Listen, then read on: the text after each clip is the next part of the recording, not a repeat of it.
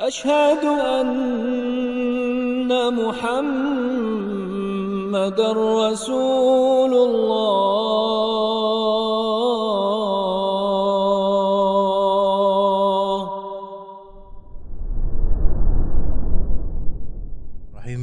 Assalamualaikum warahmatullahi wabarakatuh.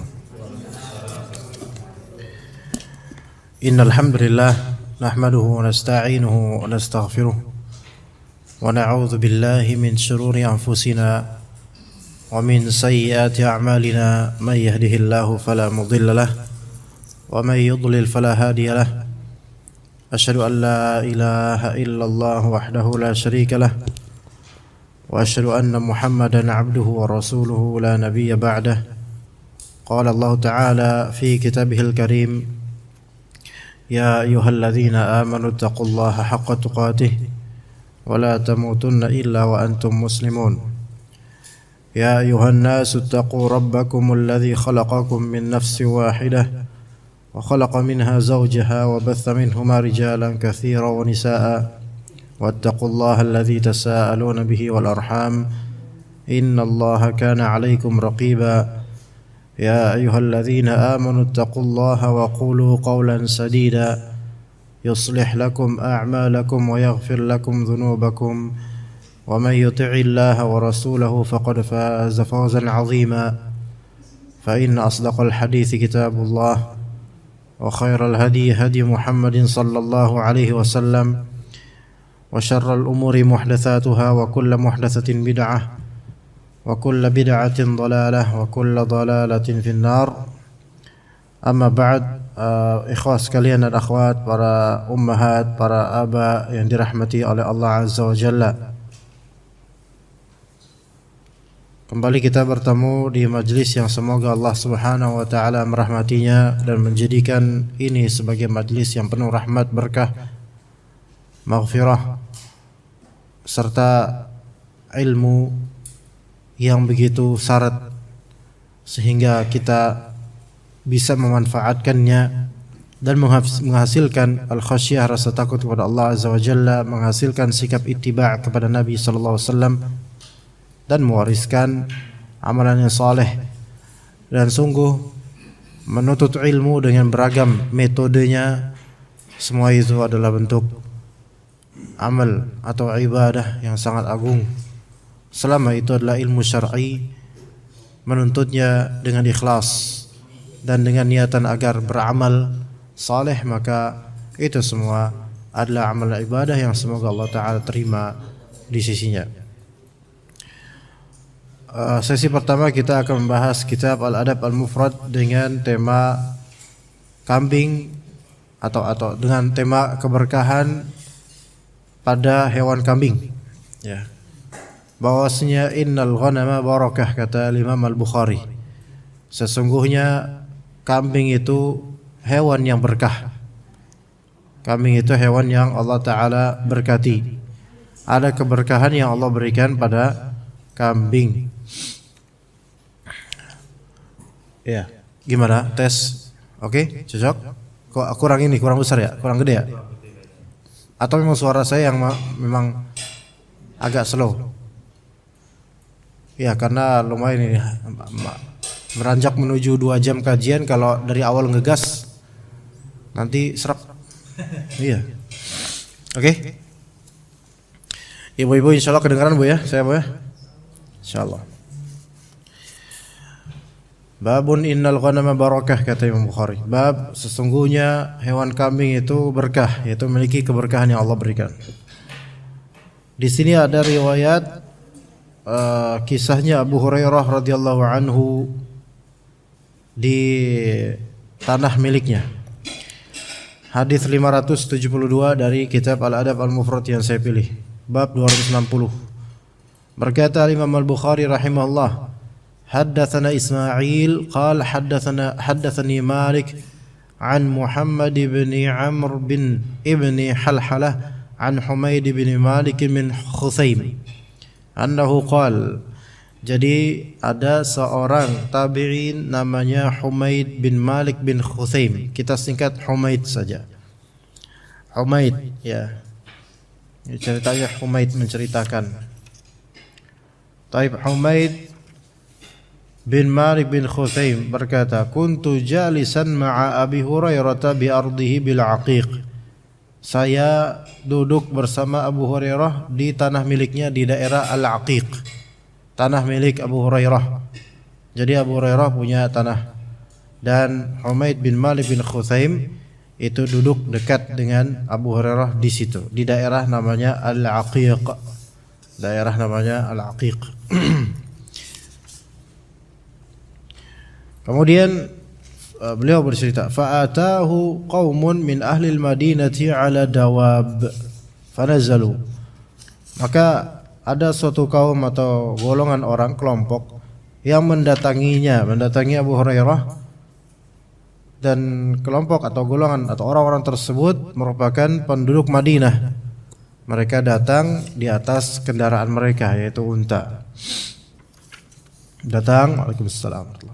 Fanazalu, kemudian mereka turun dari untanya.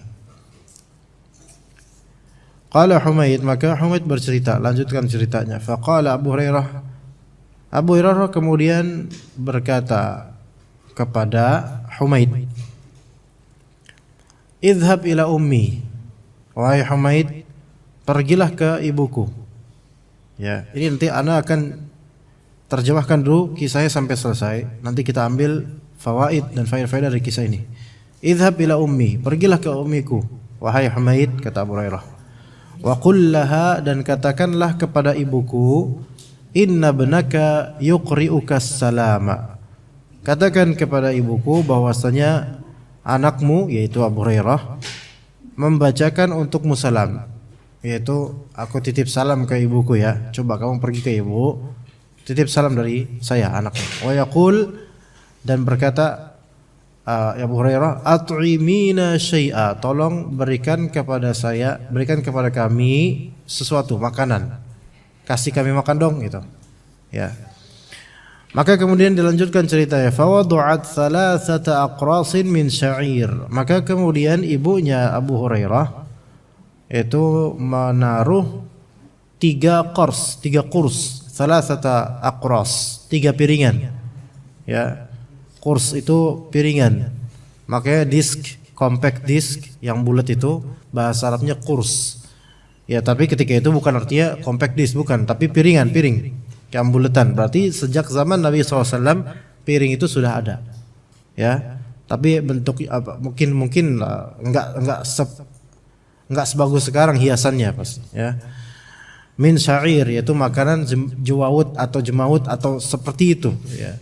Entah makanan di Arab syair namanya, yang tidak ada di kita. Wa syai'an min zaitin wa milhin fi sahfatin, dan diberikan pula oleh ibunya Abu Hurairah sekian kadar, setakar dari zait, semacam minyak untuk penyedap atau untuk melicinkan makanan, wa milh, semacam garam, fi sahfah, di satu helai lembaran tertentu. Jadi ketika itu mungkin tatakan enggak seperti sekarang. Piring dan perabotan tidak seperti sekarang. Sekarang udah bagus. Ya bukan berarti dulu jelek ya, sekarang lebih bagus lagi. Fawada'tuha ala ra'si. Maka Humaid yang diperintahkan oleh Abu Hurairah untuk ke ibunya, setelah disediakan itu oleh ibunya, fawada'tuha ala ra'si. Maka aku pun menaruh apa sih? Kalau yang biasa tatakan ya namanya. Nampan yang atasnya nanti ada mangkok, ada apa gitu. Aku taruh di atas kepalaku kayak gini, ya. Fahamaltuha ilaihim. Maka aku pun membawa nampan tersebut, sahfah tersebut, ya, nampan tersebut kepada mereka, kepada Abu Hurairah dan orang-orang yang datang dari Madinah ini. Falamma wada'tuhu baina aydihim, ketika aku menaruhnya di depan mereka semua, kabbaru Abu Hurairah. Abu Hurairah langsung bertakbir, Allahu Akbar. Ya. Wa qala alhamdulillahilladzi asba'ana minal khubzi ba'da an lam yakun ta'amuna illa al-aswadan at-tamru wal ma'. Segala puji bagi Allah yang telah mengenyangkan kami dengan roti. dengan roti setelah sebelumnya kita tuh makanannya tuh nggak makan apa-apa, kita nggak makan apa-apa kecuali aswadan, 2 aswad, yaitu tamr dan ma. Tamr itu apa? Kurma, alma air. Dulu makanannya cuma kurma dan air. Maka Rasulullah SAW buka puasa aja pakai kurma dan air aswadan. Dan makan kesehariannya kadang-kadang dengan aswadan, kurma dan air tok. Kalau diniatkan untuk mengenyangkan, maka insya Allah kurma itu sesuai dengan apa niatannya, insya Allah. Tapi kalau kita nggak bisa, nggak bisa karena belum nyoba gitu, atau belum punya niatan karena udah terbiasa dengan makanan ekstra lebih dari itu. Falam yusibil qaumu minat ta'ami syai'a. Ya, maka di sini ala kulli hal, di sini ana belum bisa menerjemahkan lebih tepat. Apakah maknanya kaum tersebut mereka tidak mau makan atau tidak makan, tidak ikutan makan, atau bagaimana, Allahu a'lam. Sedikit pun tidak makan gitu loh. Mungkin maknanya seperti itu. Falamman sarafu, maka ketika mereka pergi, yaitu ketika ahlul Madinah, orang-orang yang tadi bertamu kepada Abu Hurairah dari ahlul Madinah atau dari Madinah pergi, maka qala, di sini berkata sepertinya yang berkata adalah Abu Hurairah. Ya. Jadi mereka ini orang yang dari penduduk Madinah ini, mereka udah bertamu datang ke Abu Hurairah, disediakan makanan tapi mereka tidak makan sama sekali. Ya, gimana rasanya? Enak gak rasanya? Bukan makanannya yang enak apa enggak, tapi rasanya, perasaannya enak apa enggak? Ya, udah nitip sama ibu, Bu, tolong ini dong bikinin makanan. Dibikinin makanan yang lebih baik daripada kebiasaan makanan. Sampai Abu Hurairah pun mengatakan, segala puji alhamdulillah dulu kita tuh makannya cuman tamar dan air. Ini sekarang ada yang jauh lebih baik dari itu, syair dan semisalnya, khubz, roti, syair.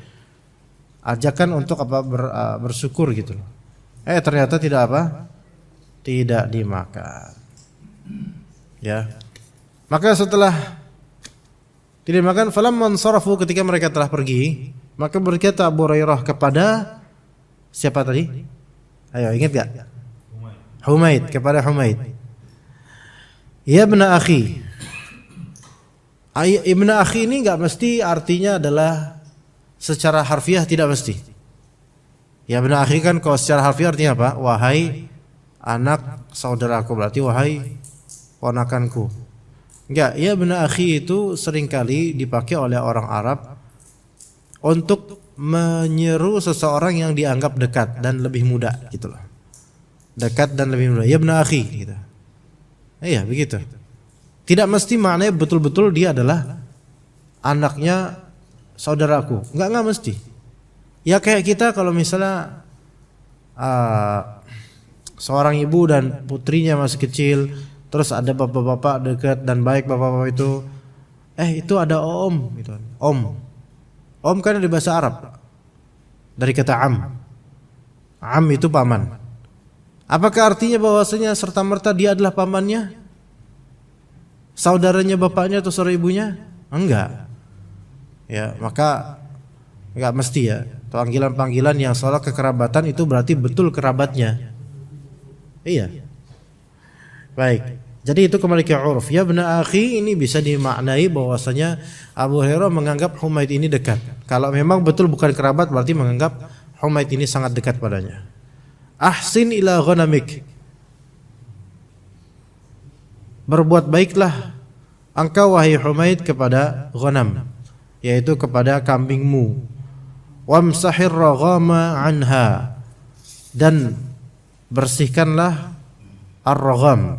Ragham bisa dimaknai debu atau kotoran darinya. Turab, ya, debu atau kotoran darinya.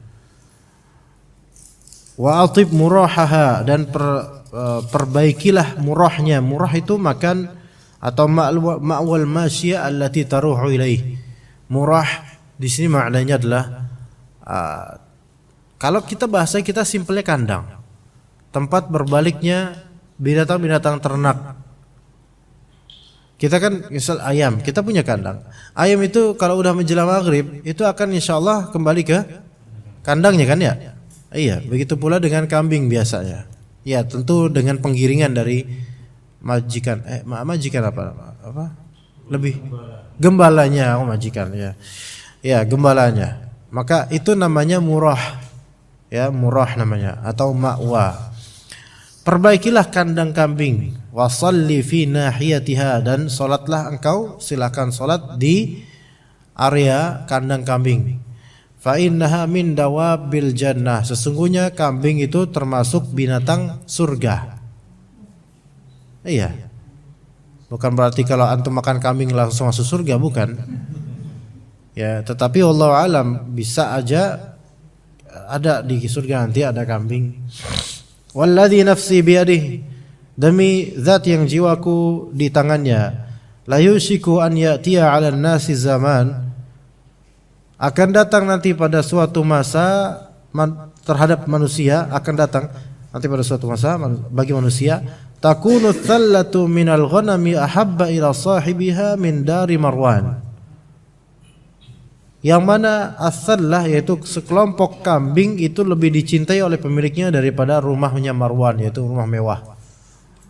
Akan ada nanti suatu saat mendingan kita itu punya sekelompok kambing dibandingkan rumah mewah. Apa maksudnya? Nanti Anda jelaskan. Ya, atau mungkin bulan depan, mungkin kita pending bulan depan. Baik, mari kita jelaskan hadis ini. Sebenarnya ini bukan hadis, afwan. Ini bukan hadis. Ini adalah asar atau kisahnya Abu Hurairah. Ya memang terlihat kayak kisah biasa, enggak ada spesialnya, tetapi ada banyak faedahnya. Mari kita pelajari insyaallah. Nah, di sini lihat banyak sekali ibrah ya. Pertama, Abu Hurairah duduk bersama Humaid bin Malik bin Khuthaim di tanah milik Abu Hurairah. Ya, ini menunjukkan bahwasanya sahabat mengikuti Rasulullah SAW, yang mana tidak ada masalah bagi mereka untuk duduk bareng. Afwan, anak angkat kaki sedikit karena agak pegel. Nggak tahu kok duduk kayak gini, anak pegel kenapa ya? Ya. Jadi duduk bareng dengan para sahabatnya dan itu tidak masalah. Di sini dengan seorang tabi'in tidak ada masalah.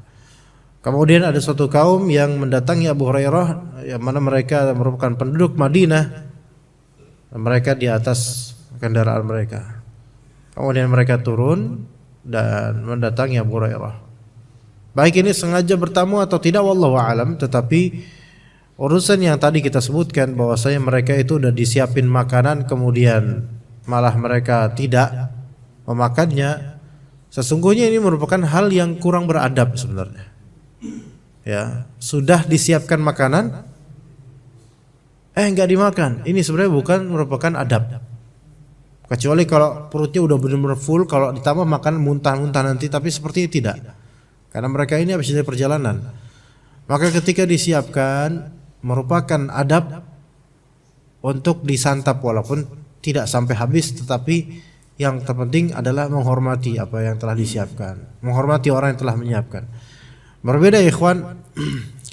Sesuatu yang mujahaz dengan yang belum mujahaz, sesuatu yang telah disiapkan dengan yang belum disiapkan.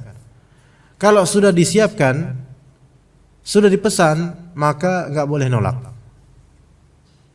Ya, karena itu akan menimbulkan fitnah dan menyakiti perasaan. Tetapi ketika belum disiapkan, tapi baru ditawarin mau enggak, maka di sini pilihan ada pada antum. Bisa dilihat perbedaannya ya. Ada contoh misalnya. Tadi ada yang menawarkan untuk anak apa ya tadi? Kopi. Siapa tadi yang nawarnya? Masya Allah. Ya, jazakallah khairan. Maka kemudian gimana?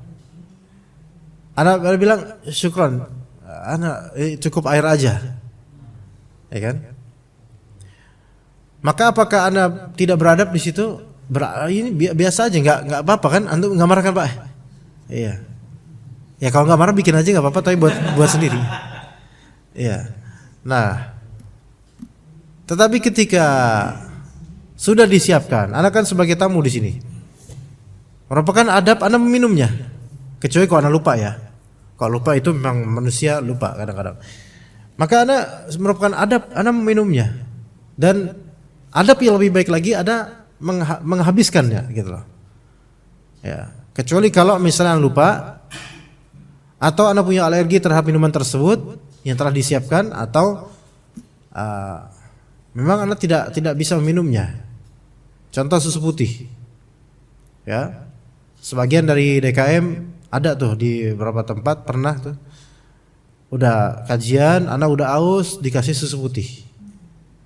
Dan Anda tidak bisa minum susu putih. Baik asli murni atau dari kemasan-kemasan, enggak bisa. Susu coklat bisa. Iya. Ya, susu putih ya. Aus dan Anda enggak bisa minum susu putih. Maka Anda enggak minum. Ini bukan masalah beradab atau enggak, Anda emang enggak bisa minum susu putih. Apa kalau minum susu putih Anda bisa muntah habis itu. Ya.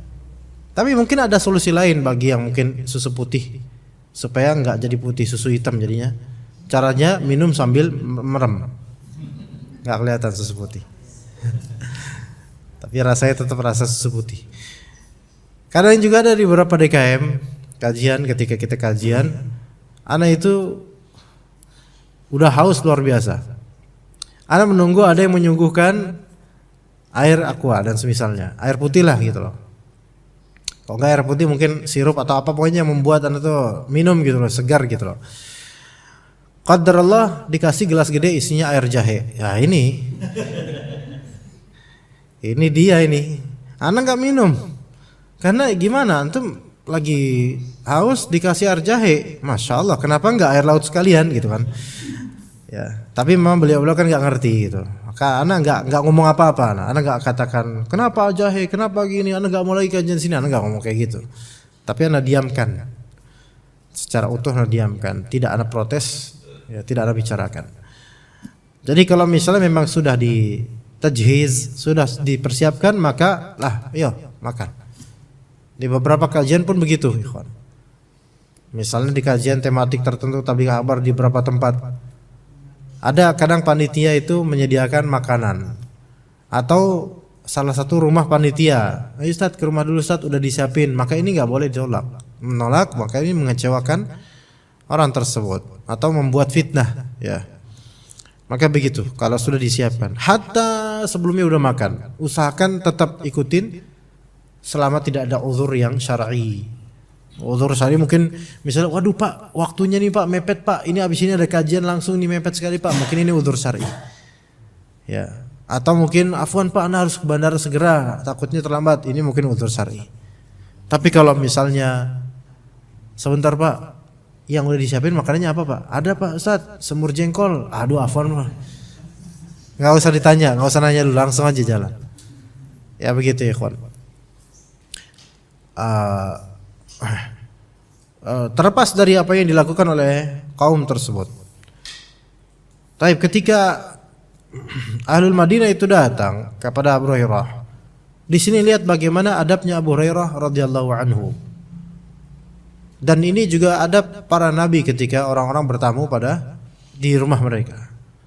Nabi Ibrahim alaihissalam ketika para malaikat yang berwujud manusia, mewujudkan diri sebagai manusia bertamu, itu awalnya Abu Hurairah enggak ngerti kalau itu para malaikat. Ini menunjukkan bahwasanya malaikat kalau udah mewujudkan seperti manusia itu komplit seperti manusia. Sampai Nabi Ibrahim alaihissalam saja tidak tahu kalau itu malaikat aslinya. Iya, persis manusia, beneran kayak orang biasa kayak kita. Bahkan kan nggak tahu ini antum sebenarnya manusia atau malaikat, Allah alam. Tapi kalau gerak-geriknya nggak mungkin antum malaikat, ya, karena sebagian dari antum nggak menunjukkan itu manusia biasa, ya. Bahkan tadi ada yang dahak, itu bukan malaikat. Nah, jadi seperti itu. Kemudian masuk ke rumahnya. Sampai Nabi Ibrahim alaihissalam menyembelih seekor kambing untuk memuaskan tamunya supaya makan daging kambing. Masya Allah. Ya, bi'ijlin samin. Nah, kemudian Abu Hurairah pun ingin mencontoh seperti itu juga. Maka Abu Hurairah berkata kepada ajudannya yaitu Humaid, "Idhhab ila ummi." Wahai Humaid, dan pergilah ke ibuku. Siapa ibunya Abu Hurairah? ibunya Abu Hurairah adalah seorang muslimah yang ada kisahnya, ikhwan. Ada kisahnya dalam hadis riwayat Muslim. Yang awalnya ibunya Abu Hurairah itu pencaci Nabi sallallahu alaihi wasallam, penista agama. Ibunya Abu Hurairah. Ya. Abu Hurairah sendiri masuk Islam sebelum Nabi SAW wafat selama 3 tahun. 3 tahun sebelum Nabi wafat, Abu Hurairah baru masuk Islam. Jadi Abu Hurairah itu termasuk yang baru masuk Islam loh. Di periode Madinah tanggal 9 atau sekitar tanggal 9 Hijriah atau 10 Hijriah. Jadi baru sebenarnya. 3 tahun sebelum Rasulullah SAW wafat. Maka suhbahnya Abu Hurairah kepada Nabi SAW itu termasuk jangkanya pendek sekali, 3 tahunan. Tapi dengan 3 tahunan itu, kalau ditanya siapa periwayat hadis terbanyak dari kalangan sahabat, Abu Hurairah. Dan beliau mencatatnya, menghafalnya, masya Allah. Ya, jadi paling banyak. Nah,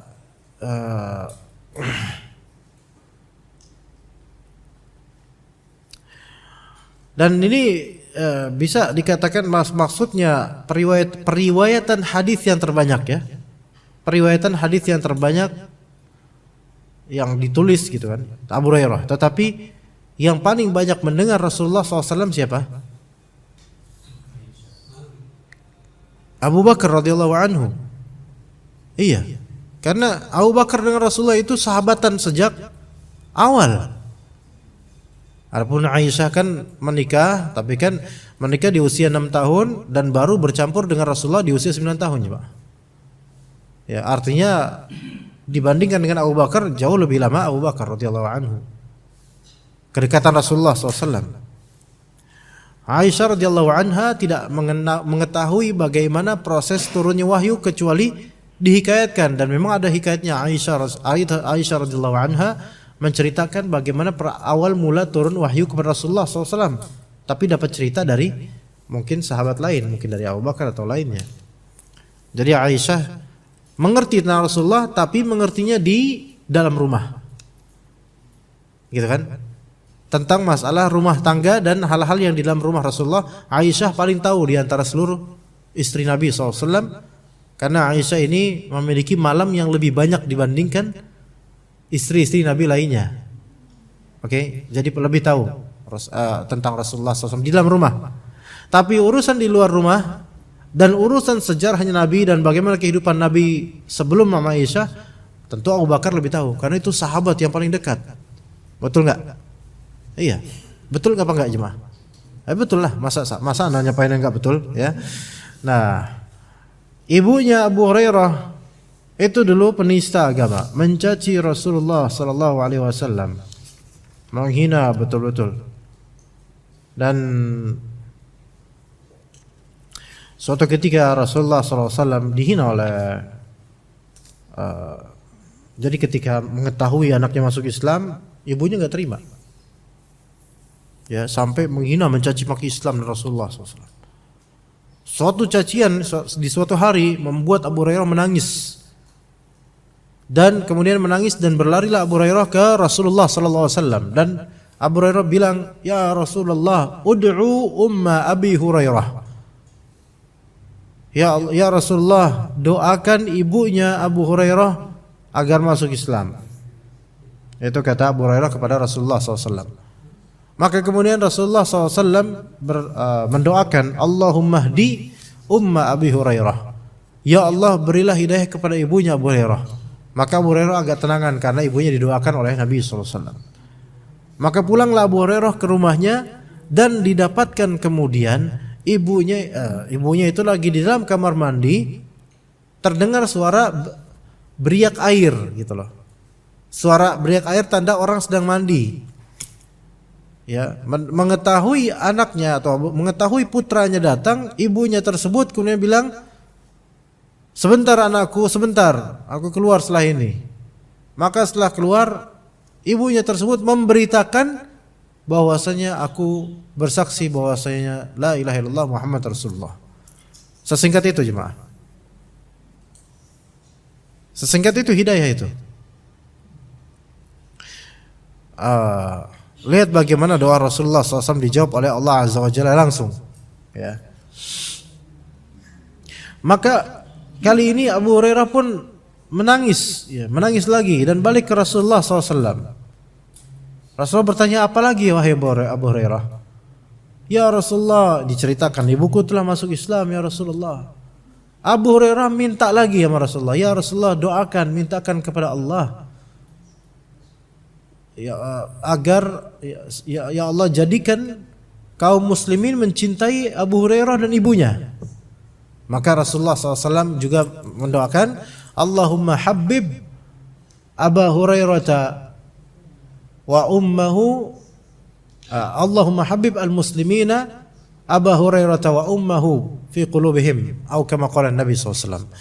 Ya Allah, jadikanlah Abu Hurairah dan ibunya itu dicintai oleh kaum muslimin. Ya. Maka sampai sekarang kita mencintainya radhiyallahu anhuma. Itu ibunya Abu Hurairah tuh. Nah, di sini sepertinya ya tentu sepertinya sudah wafat Nabi SAW, ibunya Abu Hurairah muslimah. Ada ibrah di sini ummahat dan bapak sekalian, bahwasanya hidayah taufik dan hidayah Islam itu milik Allah. Hanya Allah yang menentukan, dan Allah Ta'ala memberi hidayah pada siapa yang Allah kehendaki. Dan Allah Ta'ala bisa dan maha mampu memberi hidayah dalam sekejap tanpa sebab yang kita ketahui. Maha kuasa dan maha mampu untuk itu. Buktinya kisahnya Abu Hurairah ini, ya, langsung dapat hidayah dari Allah Azza wa Jalla. Taib, maka kata Abu Hurairah, kembali ke kisah tadi. Kata Abu Hurairah kepada Humaid bin Malik, idhab ila ummi, pergilah ke ibuku, wa qul laha, katakan kepada ibuku, inna ibnaka yuqri'uka salam, sesungguhnya anakmu yaitu Abu Hurairah menitip salam padamu. Ya, ini tukang ketoprak selalu ada ini jam segini. Iya, ketoprak kan? Oh sahih, berarti anak memang anak tajam dalam masalah ini, ya. Ini dengan ini menunjukkan bahwasanya bolehnya kita menitip salam. Bolehnya kita menitip salam kepada kerabat, kepada orang yang kita kenal atau yang tidak kita kenal. Kita boleh menitip salam. Apa hukum menitip salam? Hukumnya mubah. Mubah, tidak terlarang. Walaupun secara logika antum punya nomor WhatsApp-nya enggak? Punya. Ya udahlah, salam di situ aja, ngapain nitip sama saya gitu kan ya. Tapi boleh enggak? Ya, boleh, tetap boleh, enggak masalah. Ya, misalnya Pak Deden misalnya. Ketemu sama tim mana? Titip salam ya Ustaz ya. Kan memberatkan mereka. Ya kan? Itu kan amanah buat mereka. Lah antum kan bisa langsung WhatsApp ana, baik di grup atau langsung japri ana kan bisa. Atau nanti kan dia di kajian rumah ketemu lagi, ngapain antum titip-titip ke beliau? Tapi apa hukumnya? Boleh, tetap boleh, walaupun begitu boleh. Walaupun nanti sore kita ketemu lagi, boleh titip salam boleh. Dengan kalimat seperti ini, inna ana ukriuka salam ya, atau ana titip salam ya sama beliau gitu. Boleh, enggak masalah. Ya. Terus nanti Pak Deden japri ke ana, "Afwan Ustaz, udah disampaikan belum salam dari ana?" Berarti samanya pengen nguji mereka berarti. Tapi boleh. Namun pertanyaan berikutnya adalah apa hukum menunaikan titipan salam tersebut kepada objek? Paham gak maksudnya? Apa hukum menunaikan titipan salam tersebut kepada objek yang salami? Apakah wajib atau sunnah, tidak sampai wajib? Dua pilihan, khilaf di antara ulama. Sebagian ulama mengatakan bahwasanya itu wajib. Sebagian ulama mengatakan bahwasanya itu tidak termasuk wajib. Yang mengatakan wajib dengan dalil Adil amanata ila mani tamanaka, kata Nabi SAW. Tunaikanlah amanah kepada orang yang memberimu amanah, karena titipan adalah amanah, dikiaskan dengan wadi'ah, dikiaskan dengan titipan barang. Dikiaskan dengan titipan barang. Ya, maka sebagian ulama mengatakan wajib ditunaikan. Ya, kecuali kalau lupa ya. Itu yang pertama, pendapat pertama. Pendapat kedua, ada yang mengatakan bahwasanya itu tidak wajib. Bahwasanya itu tidak wajib. Mereka mengatakan bahwasanya seluruh titipan adalah amanah kecuali titipan salam. Seluruh titipan adalah amanah, betul, kecuali titipan salam. Karena titipan salam itu bukan titipan materi yang bisa dibayar atau orang akan rugi kalau tidak kedapatan. Maka nggak masalah. Maka sampai sunnah, nggak sampai wajib. Beda kalau misalnya Pak Deden tadi nitipnya bukan nitip salam, tapi nitip mobil yang beliau jual mau kasih ke ana. Ya. Nih, ana titip ya, Ikin tolong bawain ke Ustadz Hasan. Walaupun ini mimpi pun nggak pernah kayak gini. Ini nggak mungkin, mustahil. Ya. Mustahil, masya Allah. Kan namanya juga contoh kan, ya diaminin juga nggak apa-apa, nggak diaminin ya emang kapan juga kayak gini nggak bakal juga gitu kan. Nah, ini titip nih mobil kuncinya. Ya. Type ini kan material. Kalau ini jelas amanah, wadi'ah, amanah wajib. Karena kalau tidak ditunaikan ke ana rugi nggak?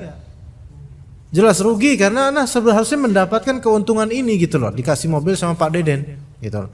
Tapi kalau cuman salam, titip salam ya, Kin ke Ustadz Hasan. Ketika nggak disampaikan, ana rugi nggak? Rugi nggak? Enggak ada rugi-rugi kan?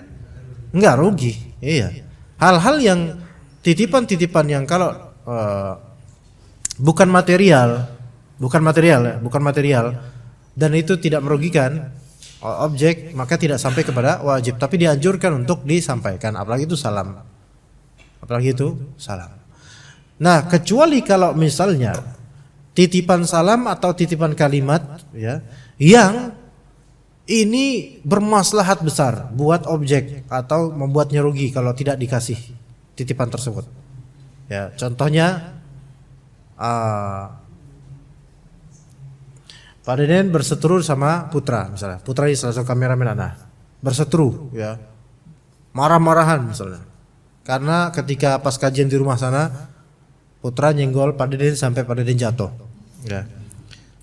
Padahal nggak mungkin ya. Kebalik kali ya. Nah, kemudian marah beliau.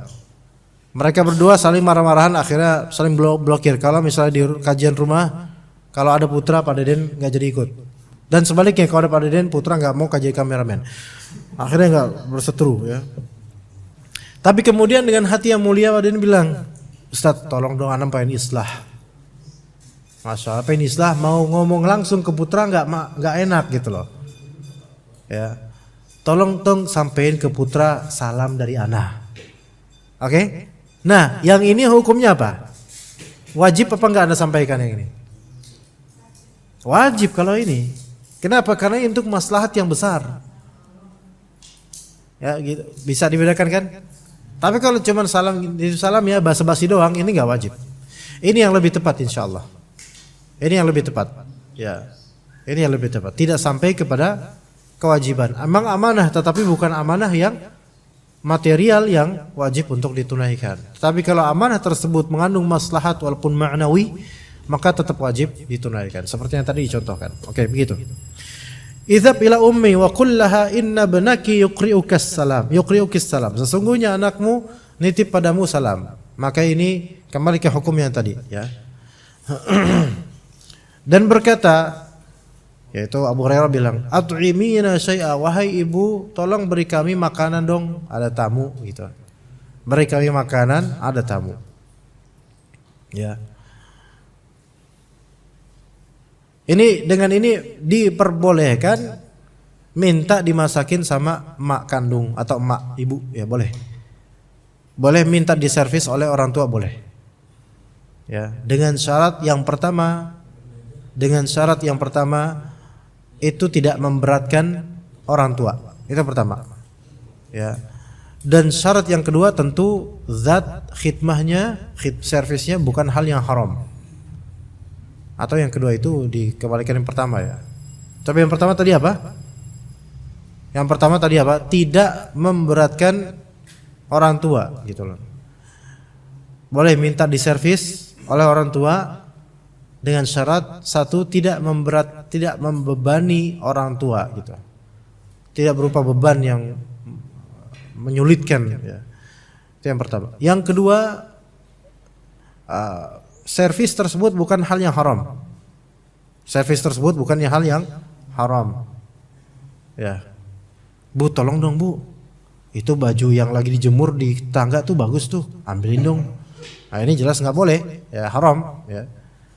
Tapi kalau minta dimasakin, mubah dan bahkan ibu senang mungkin gitu kan. Ya, begitu. Dan yang ketiga ini relatif. Tidak yang ketiga ini apa membahasakannya? Sesuai dengan kearifan keluarga tersebut. Service itu sesuai dengan kearifan keluarga tersebut. Jadi 3 hal ya jemaah. 3 hal. Yang pertama tadi apa?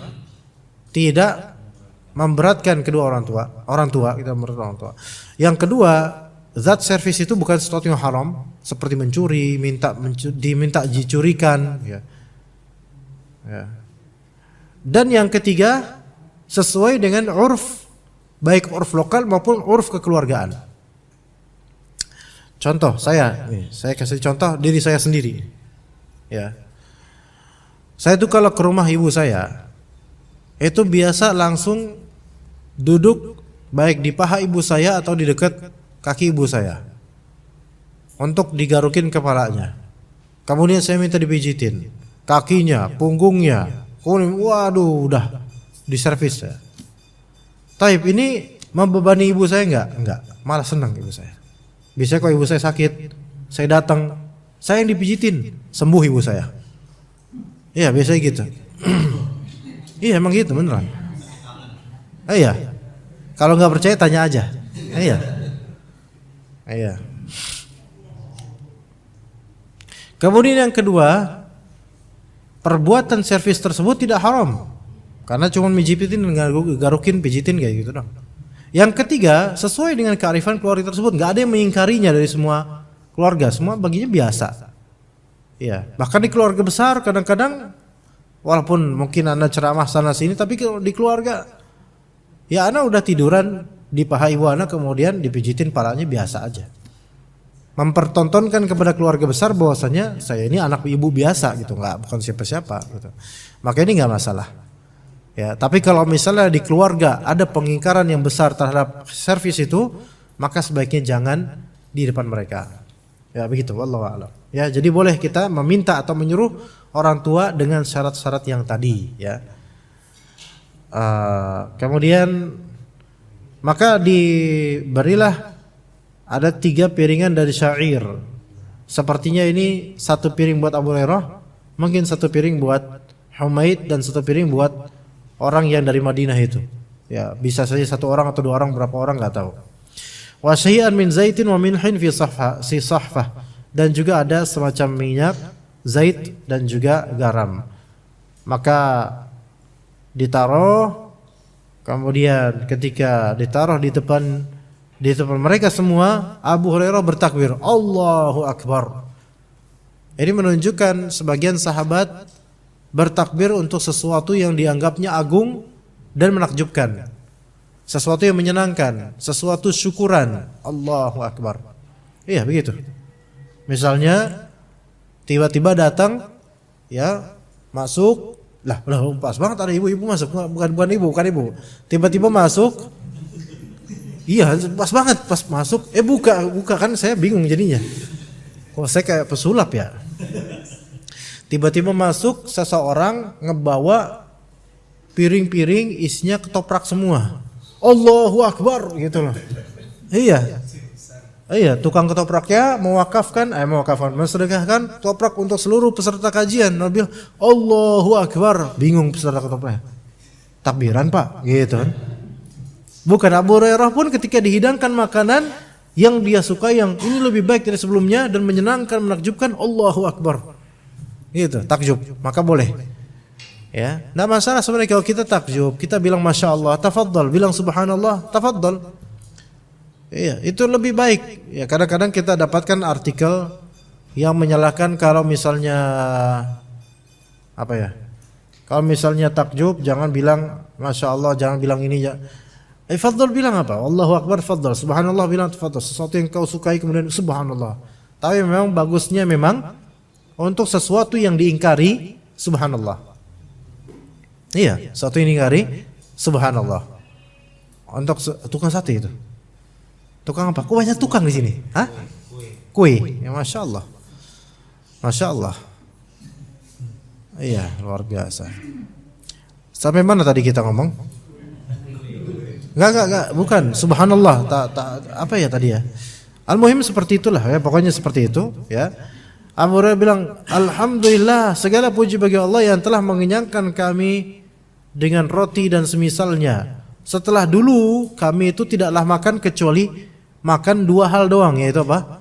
Kurma dan air, Masya Allah. Tapi kan kurma dan air kolesterol enggak, ya kan? Diabetes enggak, insya Allah. Enggak tahu kok kurma emang bisa menghasilkan diabetes enggak kira-kira? Manis lah itu. Tapi kadang sakit gigi juga ya, kan manisan gitu.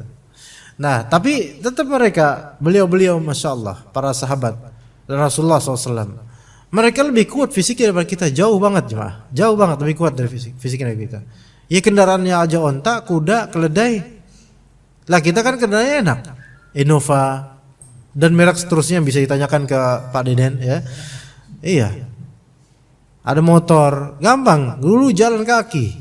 Kemudian kalau perang, pegangnya pedang, dan pedang itu kan berat, pedang-pedang zaman itu berat ya. Pedang, belum tamengnya, nangkis. Berat sekali itu, butuh tenaga luar biasa. Padahal makan mereka boleh jadi hanya apa? Kurma dan air. Lah kalau misalnya kita buka puasa dikasih kurma dan air aja udah mencak-mencak kita. Masjid model apa nih? Sumbangan donasi banyak, kurma sama air doang. Mana gorengan? Rukun puasa, rukun buka puasa. Mana gorengan? Ya. Iya, mana gorengannya? Sambelnya, cabenya, sambal kacang, mana? Masjid doang dibesarin. Kok komplain akhirnya? Kemudian masih bilang, afwan kami masjid sunnah, jadi kami cuma pakai kurma dan air. Giran buka puasa aja kurma dan air. Ini bangunan mana ada sunnahnya dari Nabi SAW seperti ini? Ayo loh, mau apa? Ganti dengan kayu, gitu kan? Iya. Tidak wajib harus dengan sunnah, harus dengan kurma dan air. Apalagi kalau uruf kebanyakan dari kita itu enggak bisa mencukupkan dengan itu. Iya. Dan bisa membuat orang kabur kalau misalnya cuma itu doang dikasih. Sekarang kita di keluarga aja, apakah anak-anak kita betul-betul terdidik cuma kurma dan air kalau misalnya buka puasa? Siapa di antara antum ya? Ada enggak?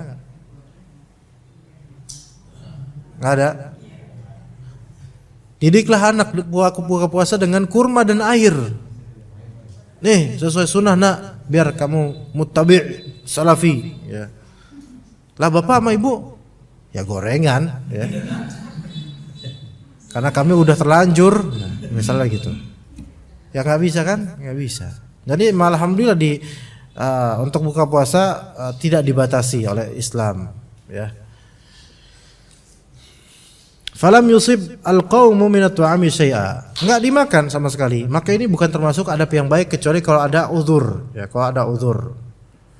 Falamman sarafu, maka ketika mereka pergi, Abu Hurairah berpesan kepada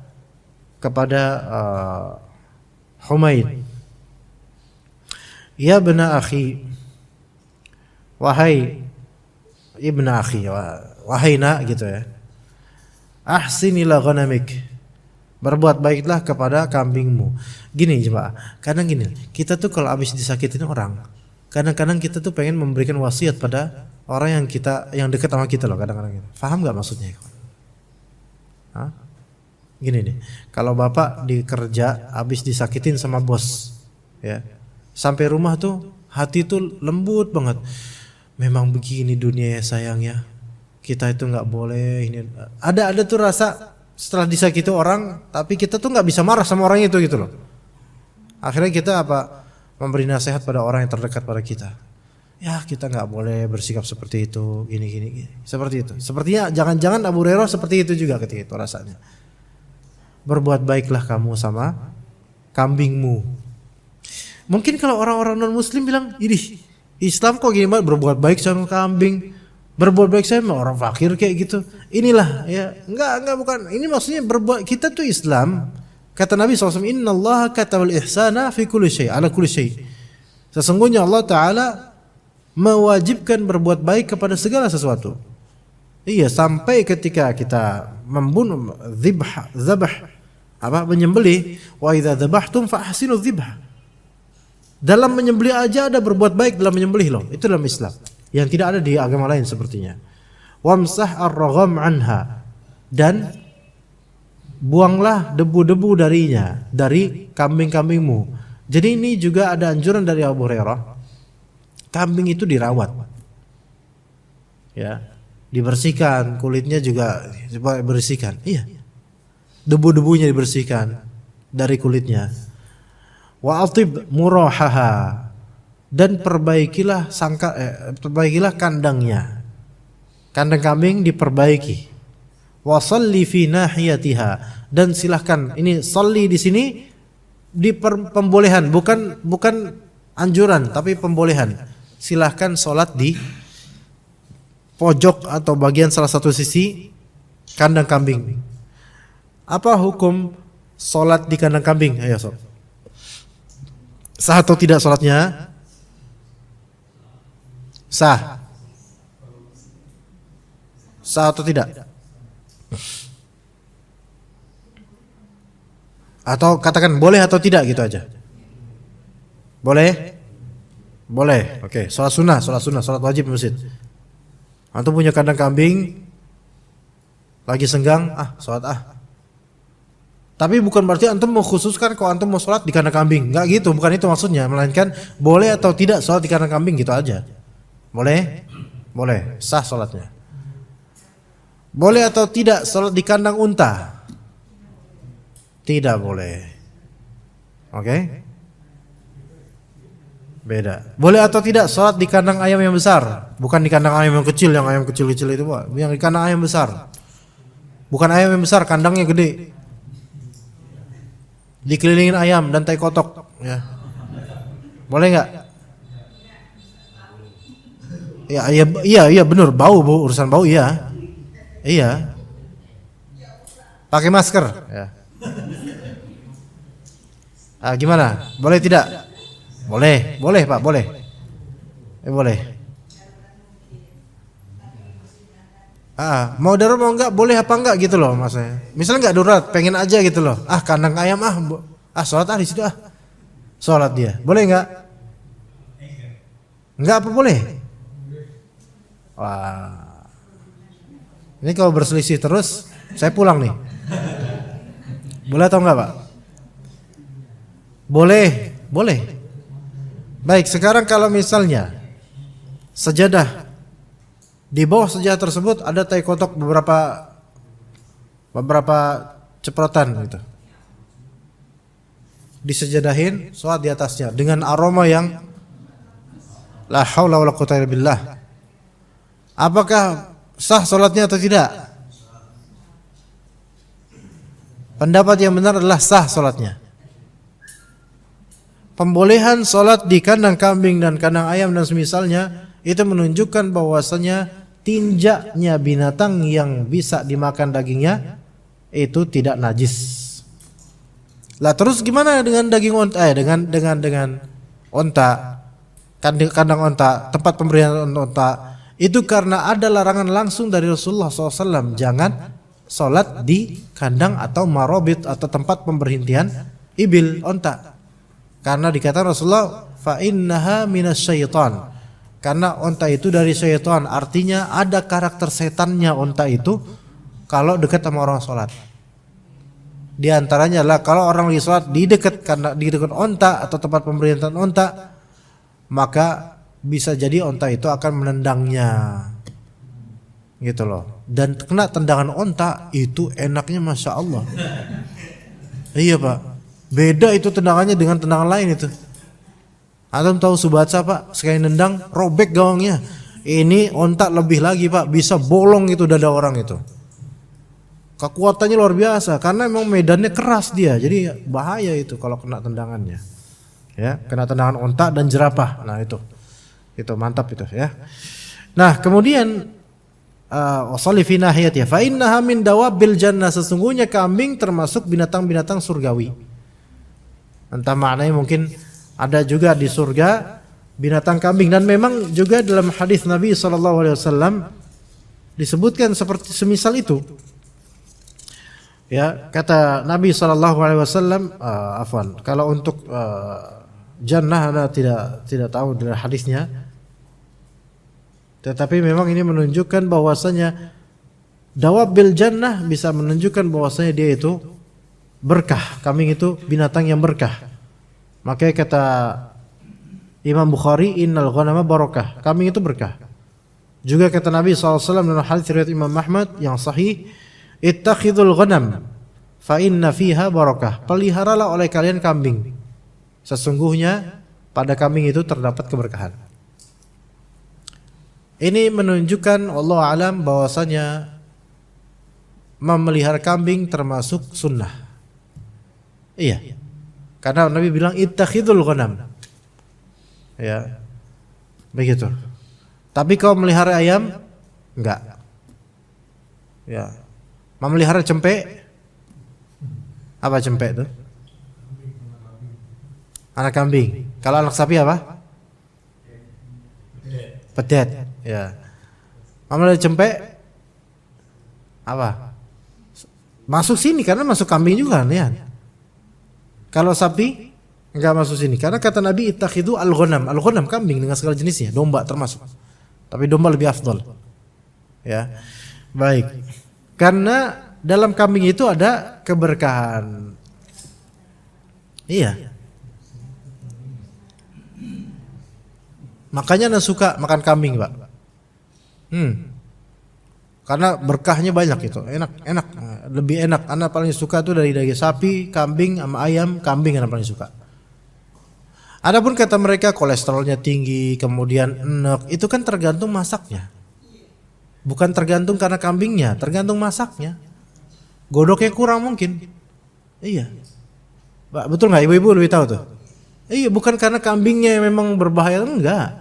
Ini cuman apa ya? Ini kata-kata orang aja Bu. Coba masaklah daging kambing yang lebih afdol dibandingkan daging sapi. Walaupun orang kebanyakan lebih suka daging sapi. Banyak orang lebih suka daging sapi itu bukan karena apa, tapi karena mindset yang sudah masuk ke kolbunya sehingga kalau daging kambing nanti bakal kolesterol bakalnya. Lah sapi juga. Kalau emang gue gitu mah. Nabi SAW suka dengan daging kambing. Iya. Apalagi bagian mana Pak?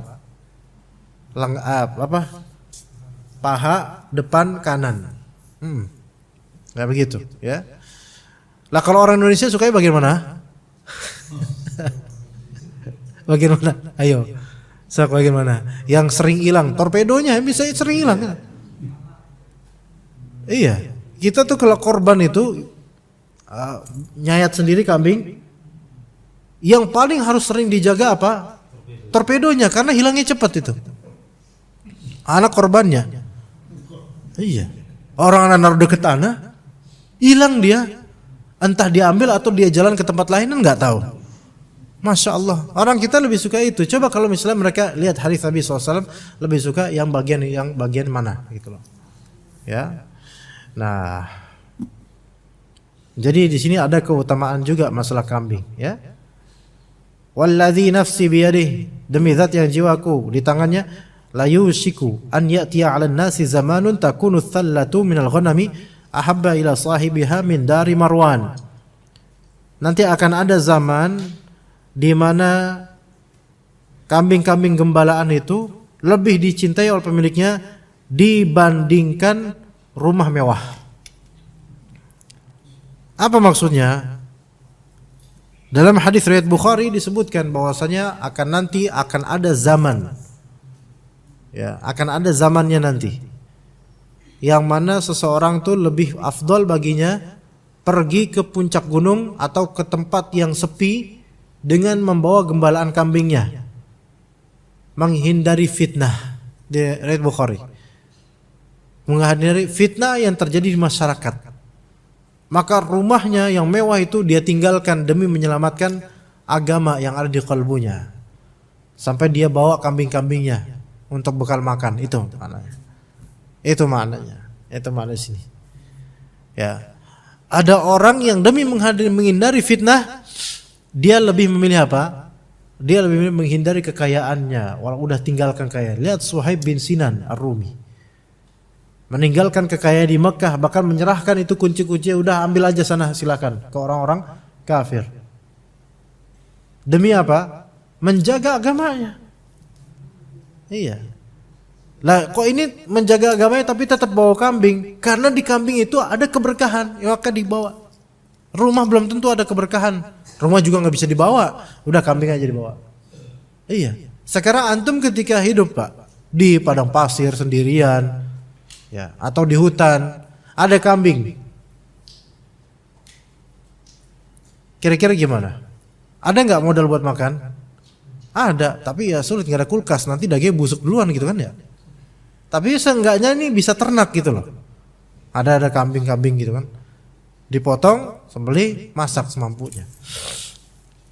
Ya begitu ya ikhwas sekalian. Ya itu untuk al-adab al-mufrad, kita cukup sampai sini insyaallah. Wassallallahu ala nabiyina Muhammad wa ala alihi wa sahbihi ajma'in.